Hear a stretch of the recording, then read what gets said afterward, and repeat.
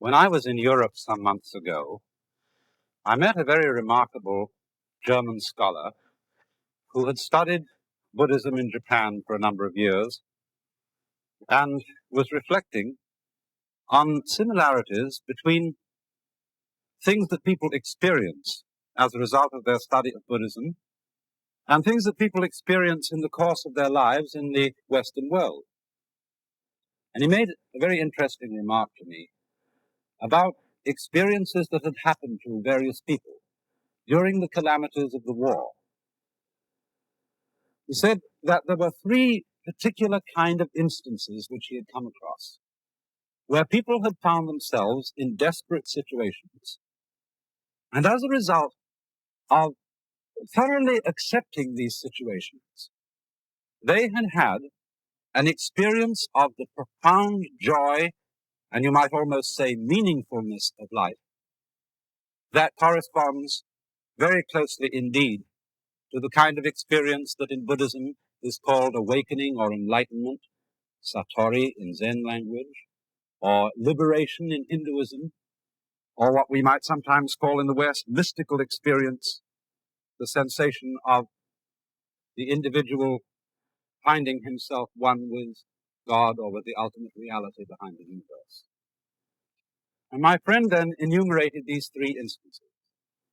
He said there were the cases where a person heard a bomb coming up, and they heard the shriek of the bomb descending, and they were quite sure that this was their last moment.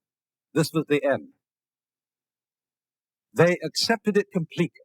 They gave in to their own obliteration. But the bomb turned out to be a dud, or it missed and went somewhere else, and they survived.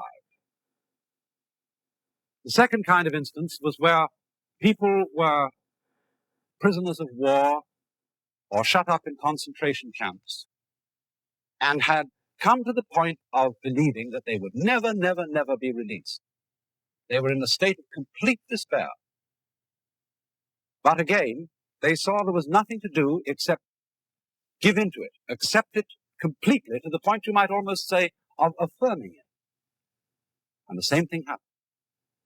And then the third instance he mentioned was when the disorganization and chaos of war had so uprooted people, had so destroyed everything that they'd built up for themselves by way of careers, professions, family, and everything like that, that they got the sensation that life in this world is totally meaningless, like Shakespeare's phrase, a tale told by an idiot, full of sound and fury, signifying nothing.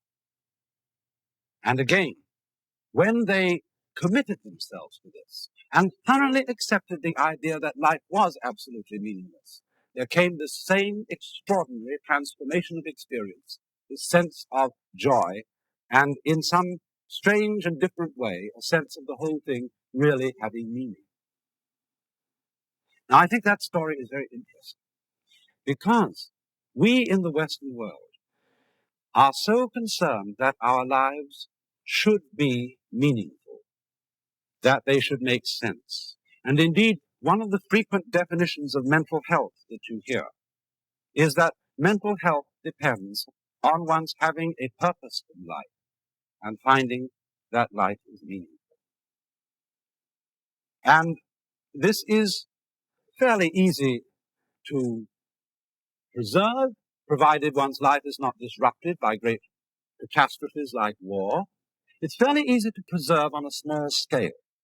That is to say, we find it fairly easy to make our lives meaningful and purposeful in relation to our immediate community or in relation to our work, where we can do something that is a true vocation for us, or where in the community we can do things that are helpful to other people.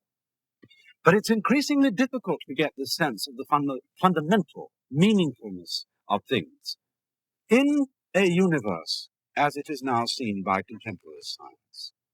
In other words, when you enlarge the framework, it's more and more difficult to see any meaning in things.